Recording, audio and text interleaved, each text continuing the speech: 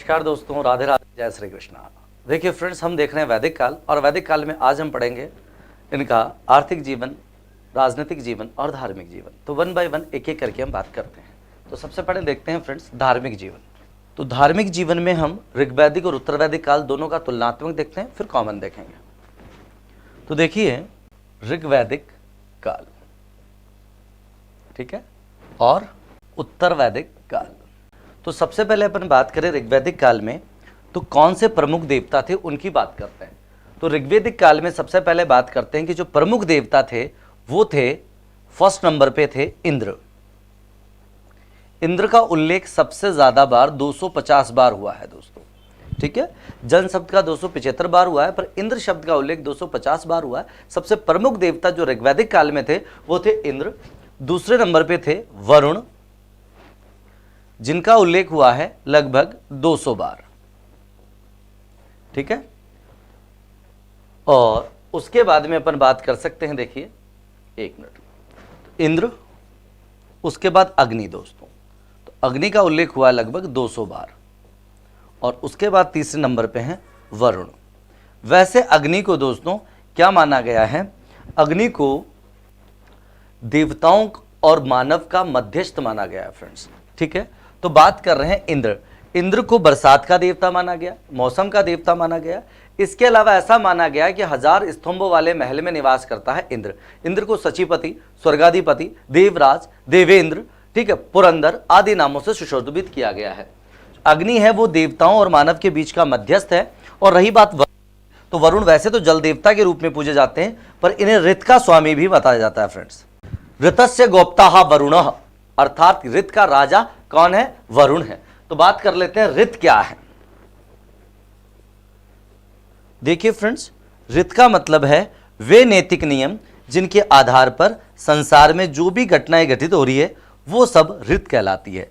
For example, सूर्य का उदय होना, चंद्रमा का उदय होना, दिन का बनना, रात का बनना, पृथ्वी का अपने अक्ष पर घूमना, समझ में आ रही है बात, ऋतुएं परिवर्तित होना, इन सबको ऋत कहते हैं। और ऋत का स्वामी ऋग्वेद में किसको माना गया है, वरुण को माना गया है फ्रेंड्स। लेकिन उत्तरवैदिक काल में अगर हम पहुंचते हैं तो उत्तरवैदिक काल के प्रमुख देवता हो जाते हैं दोस्तों, क्या हो जाते हैं, आपके ब्रह्मा। ऋग्वेद में ब्रह्मा शब्द का एक बार भी जिक्र नहीं हुआ है दोस्तों। विष्णु और रुद्र, ब्रह्मा, विष्णु और रुद्र मुख्यतः ऋग्वेद के बाद उत्तरवैदिक काल में पूजे जाने लगे। यानी जो त्रिदेव की आस्था जो आज भी है वो कब स्थापित हुई, वो हुई है दोस्तों उत्तरवैदिक काल में। चलिए उसके बाद में अपन बात करते हैं ऋग्वैदिक काल में जो आपके देवता हैं उनको कितने भागों में बांटा गया था फ्रेंड्स। तो मैं दिखा देता हूं। ऋग्वैदिक काल में देवताओं को 33 कोटि देवता थे दोस्तों। ध्यान देना, कोटि के दो अर्थ होते हैं। कोटि का एक अर्थ होता है प्रकार और एक अर्थ होता है करोड़। तो प्रारंभ में 33 प्रकार के देवता थे, लेकिन कालांतर में धीरे धीरे ये 33 करोड़ देवताओं में परिवर्तित हो गए। ऋग्वैदिक काल में बात करें तो इनको फिर पुनः 3 भागों में बांटा गया था। एक पृथ्वी के देवता, दूसरे आकाश के देवता, और तीसरे अंतरिक्ष के देवता। अगर हम बात करें पृथ्वी के देवता, तो पृथ्वी के देवता में अग्नि है, सोम है, पृथ्वी है, पूषण है, इस प्रकार से हैं। और आकाश के देवताओं में है सूर्य हैं, आपके चंद्र हैं, ठीक है। और अंतरिक्ष के देवताओं में आपके रुद्र हैं, ठीक है, वरुण है, द्योष है, मित्र हैं। तो इस प्रकार अलग अलग भागों में इनको 3 भागों में बांट दिया, पृथ्वी के देवता, आकाश के देवता और अंतरिक्ष के देवता फ्रेंड्स, ठीक है। ये बात अपन कब की कर रहे हैं, कब की कर रहे हैं, ऋग्वैदिक काल की। अब हम इसके बाद आगे बात करते हैं।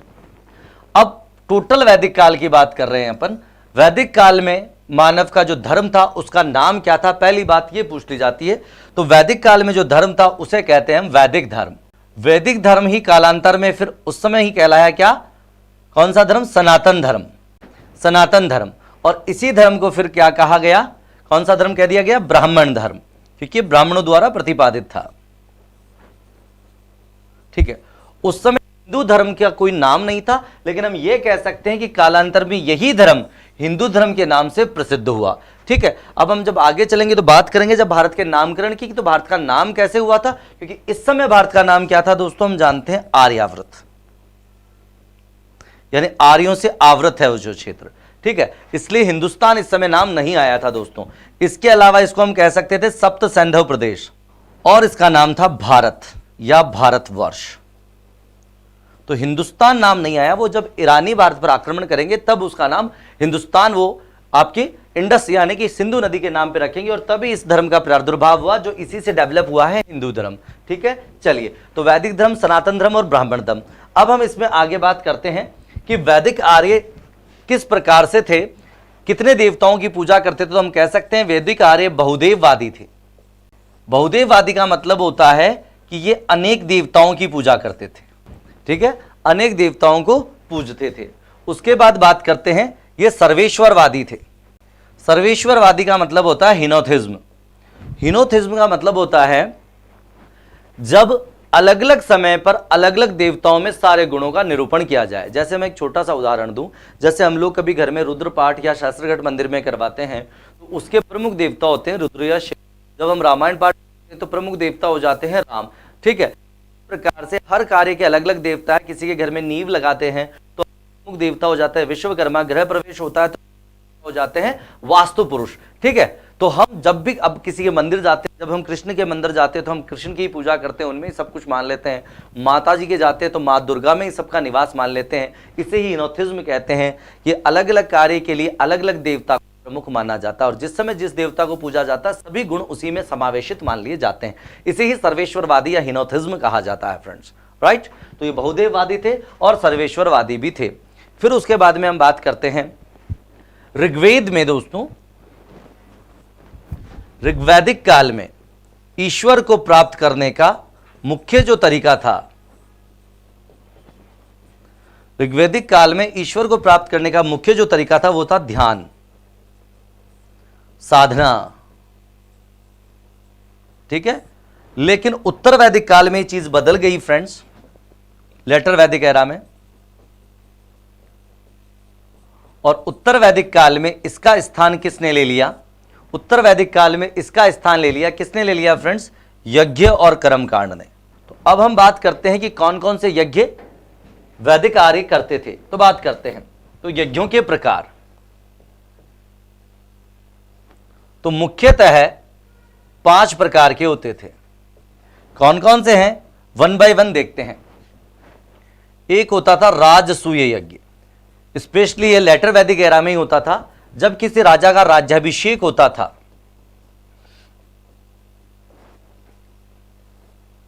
तो जब किसी राजा का राज्याभिषेक होता था तब स्पेशली राजसूय यज्ञ करवाया जाता था फ्रेंड्स, यानी कि उस राजा का साम्राज्य स्थायित्व को प्राप्त होए और दीर्घ काल तक चले, ठीक है।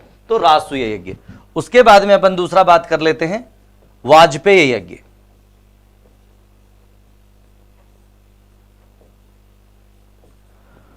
वाजपेयी यज्ञ जब साम्राज्य समृद्धि और खुशहाली को प्राप्त हो जाता तो समृद्धि और खुशहाली को प्राप्त करने के लिए ही यह किया जाता था दोस्तों।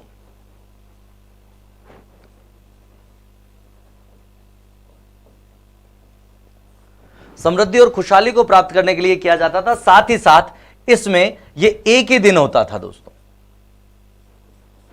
इसमें रथ दौड़ होती थी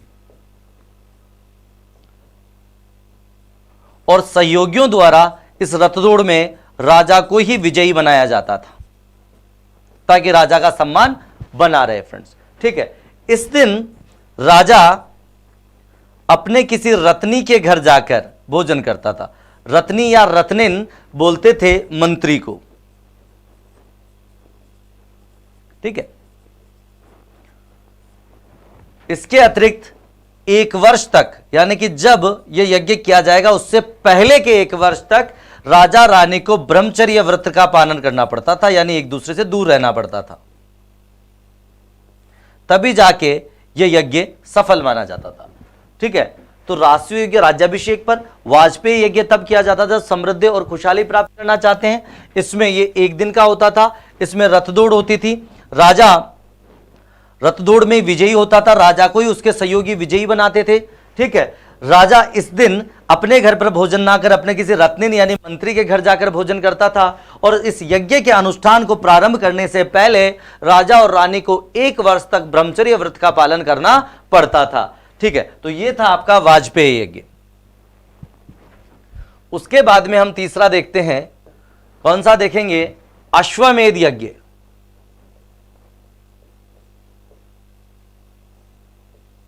देखिए, इसे अश्वमेध भी कहते हैं, अश्वमेघ भी कहते हैं। क्या होता है अश्वमेध या अश्व यज्ञ, समझिए दोस्तों। देखिए, जब कभी भी किसी राजा को यह विश्वास हो जाता था कि अब वो बहुत बड़े साम्राज्य का शासक बन गया है, या उसके पास अब अजेय सेना है, यानी ऐसी सेना है जिसे कोई भी शासक पराजित नहीं कर सकता है, तो उस समय वो शासक अश्वमेध यज्ञ करता था। फिर उसमें इधर तो अनुष्ठान यज्ञ चलता रहता था, और राजा अपने एक अश्व को, जो कि अश्वमेध यज्ञ का मुख्य अश्व होता था, उसकी पूजा करते थे। वो मुख्यतः सफेद रंग का होता था और उसके काले कान होते थे। ऐसा अश्व ढूंढा जाता था दोस्तों, ठीक है। उसके बाद उस अश्व को छोड़ दिया जाता था पूजा करके, उसके आगे तख्ती लगा दी जाती थी। राजा महाराजाओं के काल में सोने और चांदी की तख्तियां थी। अगर मैं बात करूं तो जैसे रामायण आपने देखी होगी, ठीक है, उसमें लिखा गया था उस अश्व के माथे पर सोने की पट्टिका पर कि ये अयोध्यापति राजा रामचंद्र के अश्वमेध यज्ञ का अश्व है। यह अश्व जहां जहां जाएगा वो पूरा साम्राज्य संबंधित यानी राजा रामचंद्र का हो जाएगा। तो जब ये अश्व आपके सामने आए तो आप इसके सामने नतमस्तक होकर इसको मार्ग देवें और आगे बढ़ने देवें, और जो इस अश्व को रोकने का दुस्साहस करेगा उसे राजा रामचंद्र की अजय सेना से युद्ध लड़ना पड़ेगा। तो इस प्रकार से सभी पर ऐसा लिखा जाता था जो भी अश्वमेध यज्ञ करता था।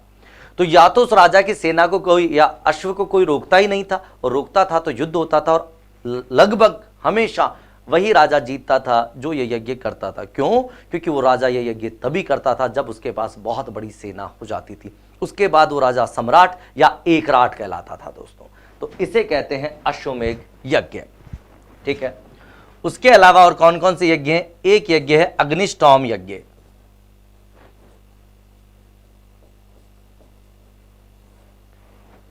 अग्निष्टोम यज्ञ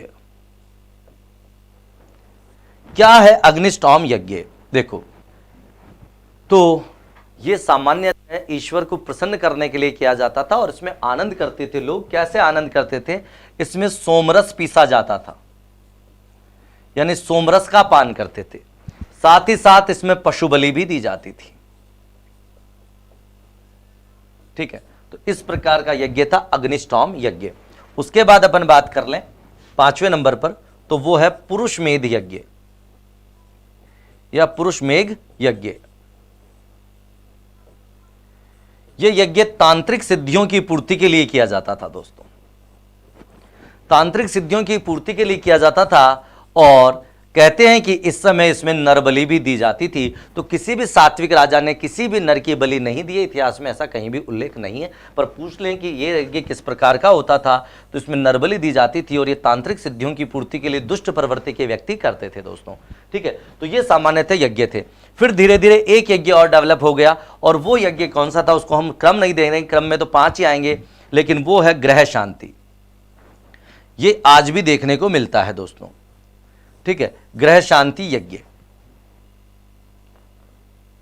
ग्रह शांति यज्ञ में नवग्रहों को प्रसन्न करने के लिए, वातावरण को शुद्ध करने के लिए सामान्य सात्विक चीजों की आहुति दी जाती थी, जिसमें गाय का घी होता था, तिल होते थे, बूरा होता था, है ना, और बहुत सारी चीजें इसमें नवग्रह समिधा वगैरह वगैरह डाली जाती है दोस्तों। तो इसे यज्ञ कहते हैं। तो इस प्रकार से यज्ञों का संपादन किया जाता था, और यज्ञों के प्रधान पुरोहित को ब्रह्म या ब्रह्मा कहते थे।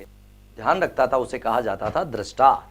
समझ में आ रही है बात? और यज्ञों का उल्लेख विस्तार से यजुर्वेद में किया गया है। तो ये हमारा वैदिक कालीन धार्मिक जीवन और इसकी प्रमुख बातें थी दोस्तों। अब हम इसके बाद में बात करते हैं वैदिक कालीन राजनीतिक जीवन की।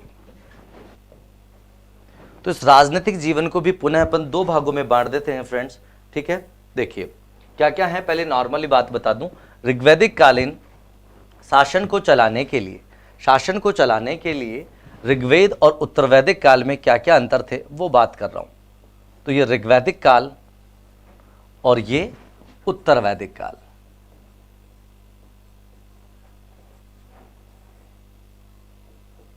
देखिए फ्रेंड्स, राजा की सहायता के लिए 3 संस्थाएं होती थी ऋग्वैदिक काल में। कौन कौन सी होती थी बात कर लेते हैं अपन।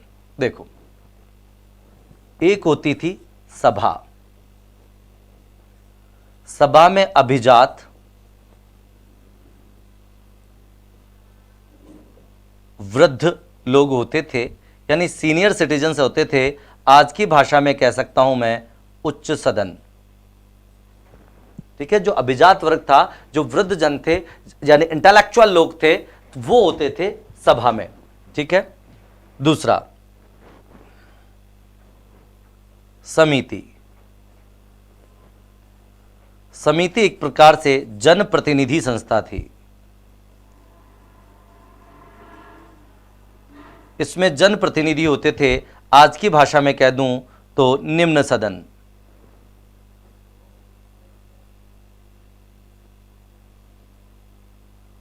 ठीक है, उसके बाद में एक और संस्था थी विदत,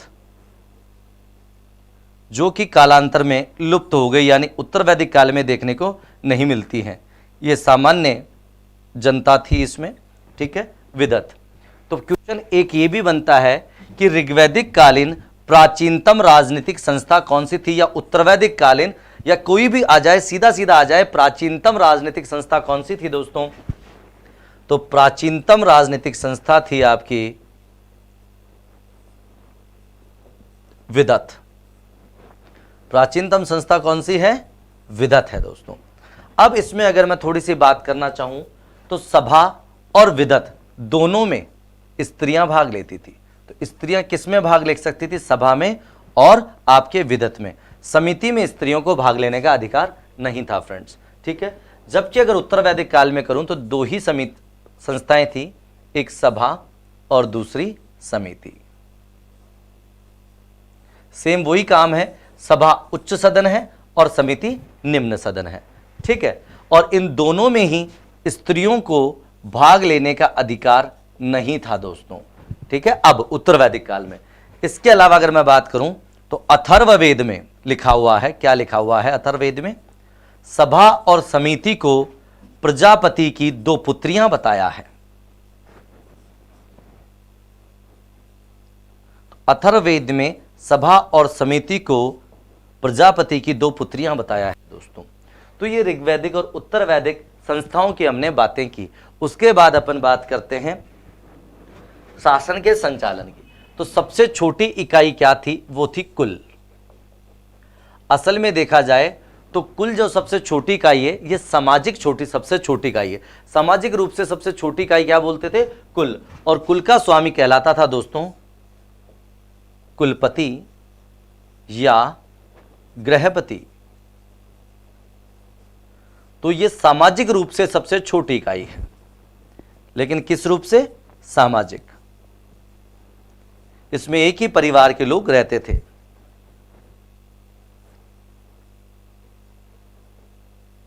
ठीक है, उसके बाद में दूसरी और इससे बड़ी सामाजिक इकाई है फ्रेंड्स ग्राम, जिसमें अनेक कुल रहते थे। ठीक है, ग्राम। ग्राम का मुखिया कहलाता था ग्रामणी।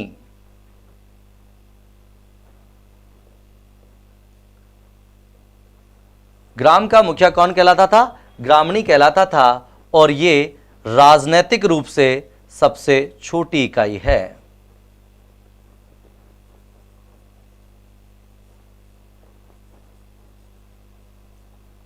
ठीक है, उसके बाद में इससे बड़ी इकाई थी, ग्राम से बड़ी इकाई थी विश। जैसे आजकल अपन बोल सकते हैं, क्या बोल सकते हैं? जिले, परगने, उस टाइप में थी विश। और विश का स्वामी कहलाता था विशपति, मुखिया। ठीक है, और उसके बाद में सबसे बड़ी इकाई थी, वो थी जन,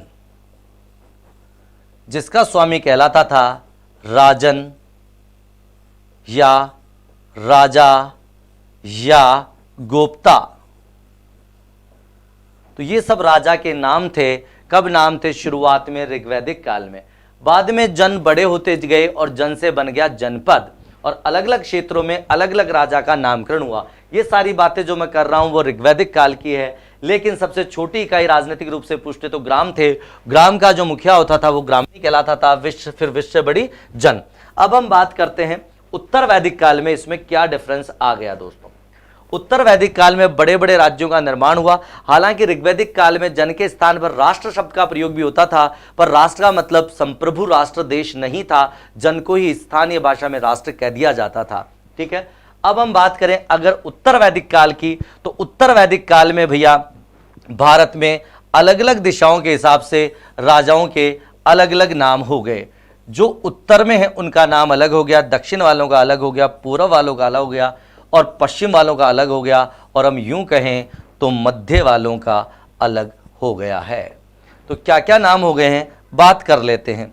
उत्तर के राज्यों को कहा जाने लगा वैराज्य, और यहां वास्तव में गणतंत्रात्मक शासन व्यवस्था होती थी और उसके मुख्य को गणपति कहते थे, पर विराज्य का शासक कहलाता था दोस्तों विराट। ठीक है, इसके अलावा जो दक्षिण है, दक्षिण के राज्यों को क्या कहा जाने लगा दोस्तों, बताओ। ठीक है, ये हो गए वैराज्य विराट। फिर दक्षिण है, पूर्व और पश्चिम है। तो पूर्व की बात कर लेते हैं। पूरे के कहने लगे, पूर्व वाले को कहने लग गया साम्राज्य, साम्राज्य, और साम्राज्य का बन गया, क्या बन गया, सम्राट। ठीक है, साम्राज्य का क्या बन गया, सम्राट। इसी प्रकार से दक्षिण वाले को कहने लगे भोज्य, और भोज्य का बन गया भोज, राजा। पश्चिम वाले को कहते थे स्वराज्य, और स्वराज्य का शासक बन गया स्वराट, और मध्य वाले को कहते थे दोस्तों राज्य, और राज्य का शासक कहलाता था राजा। तो इस हिसाब से अलग अलग क्षेत्रों के शासकों के अलग अलग नाम हो गए हैं दोस्तों। ठीक है, उत्तर दक्षिण पूर्व और पश्चिम अलग अलग हो गए। अब हमने जैसे बात की थी सभा समिति और विधत की, तो सभा और समिति राजा की सहायक भी है और नियंत्रक भी। अर्थात अगर राज्य पर किसी प्रकार का कोई संकट आ गया है, कोई गविष्टि यानी गायों के चोर आ गए हैं, तो ऐसी स्थिति में सभा समिति प्रत्येक कार्य में राजा की सहायता करती थी। लेकिन अगर राजा निरंकुश हो जाता था तो राजा पर नियंत्रण भी बनाती थी यही समितियां। तो ये जो भी संस्थाएं थी राजनीतिक, वो राजा की सहायक भी हैं और नियंत्रक भी हैं, और जरूरत पड़ने पर राजा को हटा भी सकती थी। ठीक है, तो ये हमने सामान्य रूप से राजनीतिक जीवन देखा है। किसका राजनीतिक जीवन देख लिया, वैदिक काल का। इसके अलावा जो पूरी पृथ्वी का शासक हो जाता था उसे कहा था एक राट। तो ये था राजनीतिक जीवन। अब हम बात करते हैं आर्थिक जीवन की। इसमें भी थोड़ा सा हम ऋग्वेद और उत्तर वैदिक काल दोनों को समझ लेते हैं फ्रेंड्स। ठीक है, देखो तो यहां मैं लिख देता हूं आपका ऋग्वैदिक काल, और यहां लिख देते हैं हम उत्तर वैदिक काल। तो क्या डिफरेंस आया इस समय, देखते हैं। देखो, आर्थिक जीवन में ऋग्वैदिक काल में अर्थव्यवस्था का मुख्य आधार था दोस्तों पशु। अर्थात अर्थव्यवस्था का मुख्य आधार क्या है, पशुपालन। जबकि उत्तर वैदिक काल में अर्थव्यवस्था मुख्यतः कृषि पर निर्भर करती थी। ये मेन डिफरेंस है दोस्तों। ऋग्वैदिक काल और उत्तर वैदिक काल का मुख्य डिफरेंस यह है कि ऋग्वैदिक काल में अर्थव्यवस्था मुख्यतः पशुपालन पर निर्भर करती थी, जबकि उत्तर वैदिक काल में, क्यों, क्योंकि लोहे की खोज हो चुकी थी दोस्तों, और लोहा आने के बाद कृषि के क्षेत्र में क्रांति सी आई अभूतपूर्व, और कई प्रकार की फसलें बोई जाने लगी। फसल की क्या कहते हैं, क्वांटिटी भी बढ़ गई, फसल का उत्पादन भी ज्यादा होने लगा। इसलिए इस समय अर्थव्यवस्था का मुख्य आधार क्या हो गया, कृषि हो गई। हालांकि यहां भी कृषि थी, पर कृषि यहां मुख्य नहीं थी। प्रथम लेवल पर पशुपालन था, सेकंड लेवल पर कृषि थी। जबकि यहां पर प्रथम लेवल पर कृषि है और सेकंड लेवल पर क्या था, पशुपालन था। तो ये मेन डिफरेंस हो गया। ठीक है, वैसे कृषि और पशुपालन अपन कह सकते हैं। उसके बाद में अपन बात करें कि कृषि का या खेती का पहली बार उल्लेख किसने किया, कहां किया, तो माना जाता है दोस्तों कि पृथ्वेन्यू, एक नाम था, इधर लिख रहा हूं मैं साइड में, पृथुवेन्य और अश्विनी कुमार, इन्होंने सबसे पहले कृषि के बारे में बताया, कृषि की तकनीकों के बारे में बताया। चलिए अब हम बात करते हैं कौन कौन से पशु मुख्यतः पाले जाते थे, कौन कौन सी खेती। तो कृषि में अगर बात कर लूं मैं, तो ऋग्वैदिक काल में प्रमुख जो फसल थी वो थी यव यानी जो, जबकि उत्तर वैदिक काल में इसका स्थान मुख्यतः किसने ले लिया? गेहूं। गेहूं को बोलते थे गोधूम, ठीक है, और चावल, चावल को बोला जाता था ब्रीही, और बाद में चावल को ही कहा जाने लगा अक्षत। तो ये प्रमुख खाद्यान्न था ऋग्वैदिक और उत्तर वैदिक काल का। अब हम देखते हैं किस किस को क्या क्या ये कृषि करते हैं और क्या क्या पशुओं को पालते हैं, बात करते हैं आगे। तो प्रमुख फसलें अगर मैं बात कर लूं तो गेहूं, जौ, चावल, मक्का आदि, ठीक है। लेकिन प्रमुख थी ऋग्वैदिक काल में जौ और उत्तर वैदिक काल में गेहूं और चावल। अब ये किससे परिचित नहीं थे दोस्तों? तो ऐसा माना जाता है कि ये लोग तंबाकू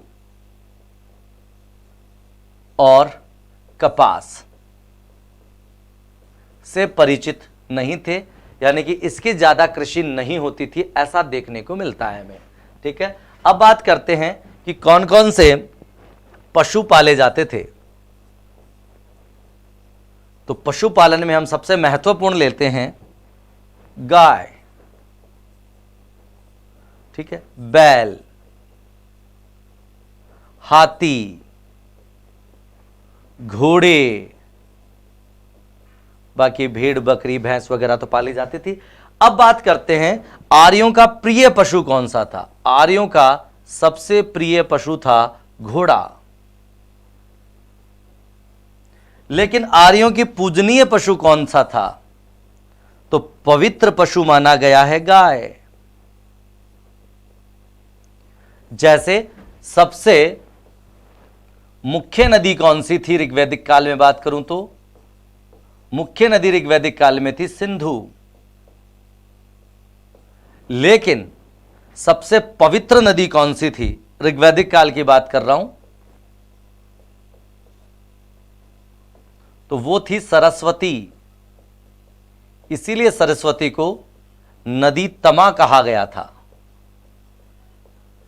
जबकि उत्तर वैदिक काल की प्रमुख नदी हो चुकी थी गंगा, सबसे पूजनीय, पवित्र भी और सबसे प्रमुख भी, ठीक है, क्योंकि अब आर्यों का विस्तार गंगा यमुना नदियों के दोआब तक हो चुका था। तो ये हमने कृषि और पशुपालन की बात की।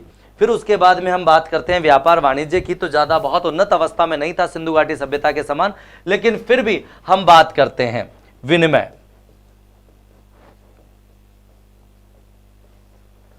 तो विनिमय के साधन के रूप में मुख्यतः तो वस्तु विनिमय ही प्रचलित था,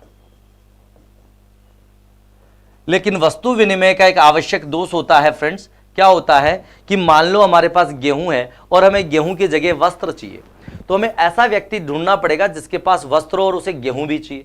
अब मान लो हमने ढूंढ लिया कि जिसके पास वस्त्र है पर उसको गेहूं नहीं चाहिए, चावल चाहिए, तो कुल मिलाकर हमें बहुत देर तक परिश्रम करना पड़ेगा तब जाके। तो इसलिए कालांतर में फिर विनिमय के रूप में, मुद्रा के रूप में प्रयोग किया गया दोस्तों गाय। गाय को मूल्य के द्वारा कि भैया 2 बोरी गेहूं मतलब एक गाय देनी पड़ेगी या 5 बोरी गेहूं के बदले एक गाय, तो गाय अब मूल्य निर्धारण करती है। दूसरा निष्क, निष्क एक प्रकार का स्वर्ण आभूषण था गले का। तो गले का स्वर्ण आभूषण था जिसे क्या कहते थे? निष्क। कालांतर में शतमान, चांदी का आभूषण या सिक्का भी मुद्रा के जगह इस्तेमाल प्रयोग में लिया जाने लगा, ठीक है। इसके अलावा व्यापार वाणिज्य बहुत उन्नत अवस्था में नहीं था जितना कि सिंधु घाटी सभ्यता के समय था। नॉर्मल चीजों का व्यापार किया जाता था दोस्तों, ठीक है। चलिए, तो उस समय का जो प्रमुख धन था फ्रेंड्स, मैन धन, वो था गौधन, गाय ही। और गायों की चोरी भी होती थी, इसीलिए गायों की गविष्टि कहा जाता था। गविष्टि कहते थे गायों के चोर को। गविष्टि कौन होते थे? गौचोर होते थे दोस्तों, गायों की चोरी करते थे, ठीक है। इसके अलावा अगर हम गाय की बात करें तो गाय को कहा गया है अघन्या। अघन्या का मतलब है वध करने योग्य नहीं है, यानी गाय को मारना पाप था। इसके अलावा गाय को कहा गया है अष्टकर्णी। ठीक है, तो इन शब्दों से पता लगता है कि गाय बहुत ही पवित्र पशु के रूप में काम में ली जाती थी। सबसे इंपॉर्टेंट पशु गाय ही थी। ठीक है, उसके बाद में हम बात करें पणी। पणी किसको कहते थे? तो पणी असल में गायों के चोर भी होते थे और पणी व्यापारी भी होते थे। तो पणी व्यापार भी करते थे और चोरी भी करते थे, ऐसा माना जाता है। ठीक है, इसके अलावा एक शब्द मिलता है श्रेष्ठी या श्रेष्ठिन। देखिए, उससे पहले मैं बताना चाहता हूं आपको श्रेणी। श्रेणी किसे कहते हैं? तो व्यापारियों के समूह को श्रेणी कहा जाता था। व्यापारियों के समूह को क्या कहते थे फ्रेंड्स? श्रेणी कहते थे। और इस श्रेणी के मुखिया को, इस श्रेणी का जो मुखिया या प्रधान होता था उसे कहा जाता था दोस्तों, क्या कहा जाता था? उसे श्रेष्ठी या श्रेष्ठिन कहा जाता था। श्रेष्ठी या क्या कहा जाता था? श्रेष्ठिन कहा जाता था। उसके बाद में अपन आगे बात करते हैं। जैसे आज बैंक लोन वगैरह देते हैं तो उस समय लोग क्या करते थे? सूद, ब्याज पर पैसे देते थे। ब्याज पर कर्ज देना उस समय भी प्रचलित था और इस धंधे को कहते थे दोस्तों कुशीद वृत्ति। ठीक है, कुशीद वृत्ति, यानी हम ये कह सकते हैं कि सूद या ब्याज के लिए जिस शब्द का प्रयोग किया जाता था उस शब्द को कहते हैं कुशीद। और जो जरूरत से ज्यादा ब्याज लेता था, यानी आज की भाषा में मैं कह दूं सूदखोर,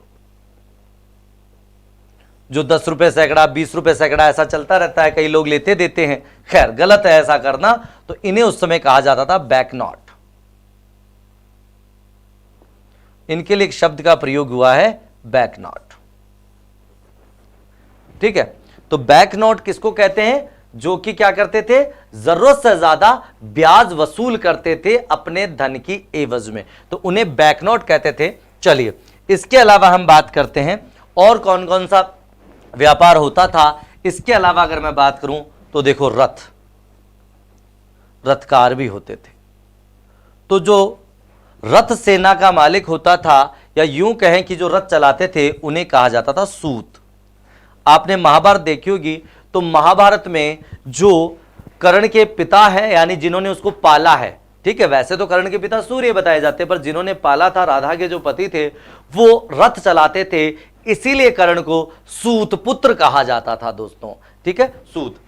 ठीक है, इसी प्रकार से बढ़ईगिरी उद्योग, ठीक है, बढ़ईगिरी उद्योग, लोहार उद्योग, स्वर्णकार उद्योग, समझ में आ रही है बात? ये छोटे छोटे जो ग्रामीण परिवेश के कुटीर उद्योग हैं, ये उन्नत अवस्था में थे दोस्तों। और ये लोग लोहे से भी परिचित थे, घोड़े से भी परिचित थे, यानी कि इस समय तक आते आते सभी प्रकार की धातुओं का इन्हें ज्ञान हो गया था दोस्तों। इसीलिए वैदिक काल को लोह युगीन सभ्यता के नाम से भी जाना जाता है दोस्तों।